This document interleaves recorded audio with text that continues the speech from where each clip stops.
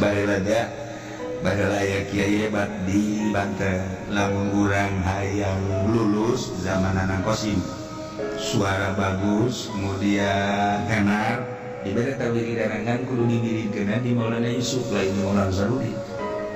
Di Maulana Yusuf aya wiridanana ke dibidangkan ku kiai, lamun aya sesengitan anu tenang, sesengitan kedua modal kos itu tenang gini. Tapi lawan sesengitan anu kayak gitu mari-mari hiji da kiai na eta.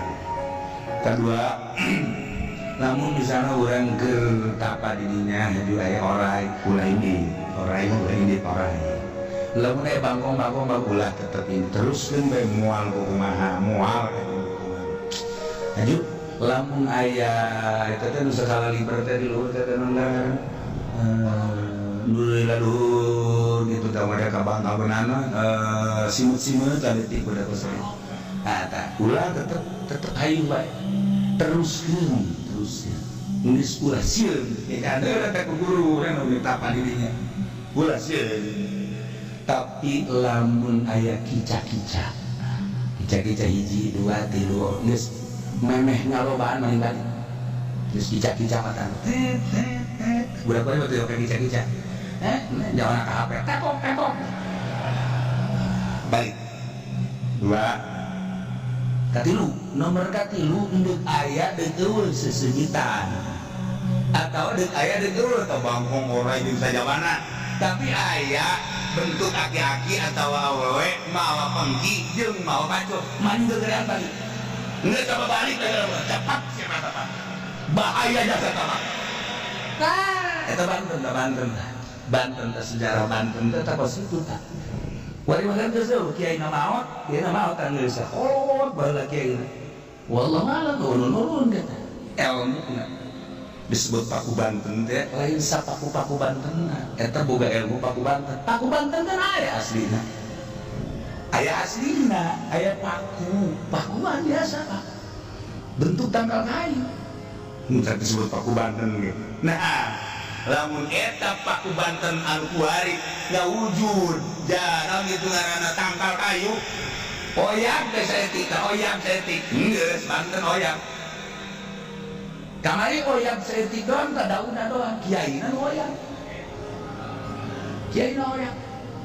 sia teh oyam boleh malah oyak-oyakan bae nu lain kiai mengesulit oyam sia Paku Banten boga sejarah toriko di Paku Banten aya robah daun aya robah pangpang aya robah tangkal iya lain sembarangan Banten mah tuh Masya Allah parangsan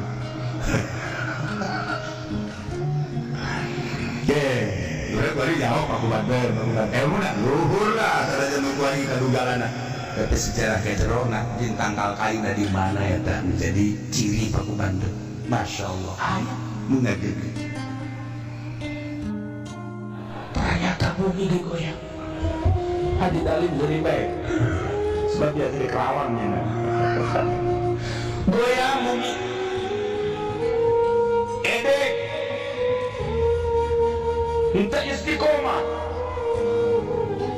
Allah ngerti Allah paham sebab Allah menciptakeunana bumi goyang teh lantaran pakuan maka Allah nyiptakeun paku bumi jang negeran bumi gunung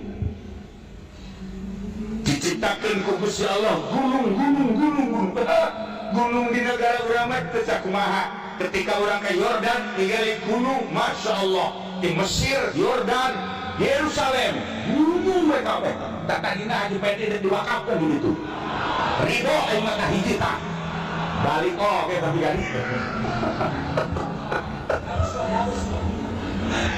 tinggali di Mekah gunung luar biasa Madinah luar biasa bahkan kangjeng diceritakeun cinta Uhud ke cinta kangjeng dan selanjutnya nah ieu gunung teh peneger hiji negara gunungan Banten Gunung Karang Masya Allah Gunung Santri Jawa Tengah Jawa Timur kemudian NTB mah leuwih luhur deui gunungna paling luhur India. Gunung. Sahabat ngadarengekeun Kangjeng ketika nyaritakeun gunung. Cek sahabat, ya Rasulullah, apakah aya nu leuwih dahsyat tibatan gunung yang pada ke bumi? Aya Kangjeng. Naon ya Rasulullah? Besi. Sebab besi mah ajeun kumaha ge nyelehkeun gunung. Gunung sakumaha gedena paculan. Ulah didoser di paculan ya. Iya besi hebatnya saja besi. Jadi besi lebih dahsyat tibatan gunung. Sahabat nanya deui, ya Rasulullah, aya leuwih dahsyat tibatan besi? Aya Kangjeng. Naon ya Rasulullah? Leuwih dahsyat tibatan besi. Seuneu. Sakumaha hebatna besi ku seuneu ya.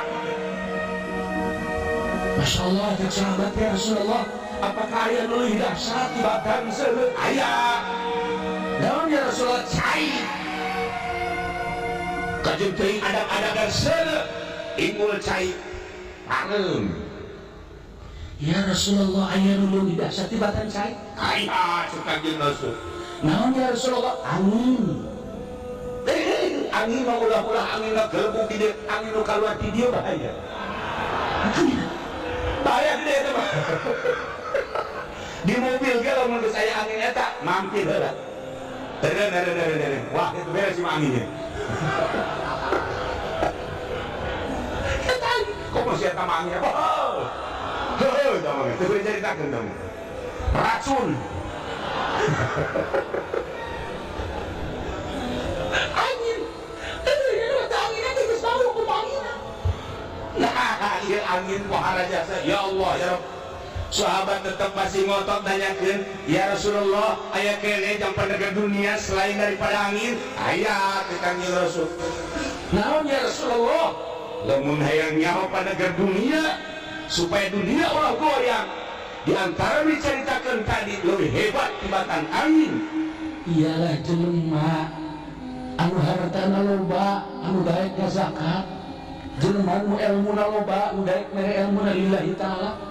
Jelema anu hartana loba anu daek sedekah, eta lah leuwih dahsyat dibandingkeun jeung nu tadi. Masya Allah, ternyata horenganan penguat dunia, penguat bumi. Hiji nu sugih, tapi nu sugih na daek zakat, nu sugih na daek sedekah.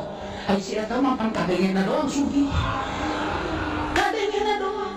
Apa ngadengena ngazakat hati? Malah maneangan zakat. Masya Allah, tah eta. Ya, di antara jelema nu boga ilmu, barahan ku ilmuna, dunia jadi teger. Tetapi nu paling dahsyat jelema anu ma'rifatullah wa rasul. Mengenal Allah jeung Rasulna, ya. Sigana kadeuleuna cicing, sigana kadeuleuna teu sabaraha, sigana kadeuleuna hina katingalina. Wah, jelema tumbal tepir, kacirina kurung, kacirina teh rugi, tetapi justru Allah ningali jutaan manusia nu teu penting kerek, tapi neuleuh jelema eta sangat memandang. Nu tadina disiksa tapi tidak ada. Mantap si ayah aki-aki bulan dibutuhin talian sih ada. Talian, kalau si eta mah nu teu aki-aki talian bae. Geus gantung bae apa? Ternyata koreganan jelema nyiptakeun masjid teh ya. Jelema ngabangun masjid, jelema nyiptakeun majelis salib, ngabangun majelis salib, nyiptakeun mushola, majelis salib dan lain sebagainya. Eta teh jang panegar dunia mengenal Allah. Lamun nu sugi mah bisa. Eta lah keistimewaan penegar dibandingkeun jeung gunung, dibandingkeun jeung seuneu, bandingkeun jeung besi jeung seuneu jeung cai, dibandingkeun jeung angin, leuwih hebat keneh jelema nu usaha tapi usahana lillahi taala, jang ilai kalimatillah, tuh masjid, tuh majlis, tuh mushola, tuh fakir miskin, tegar dunia kajun kukumari. Tuh kula Talian, maning kuari talian, can orang teh.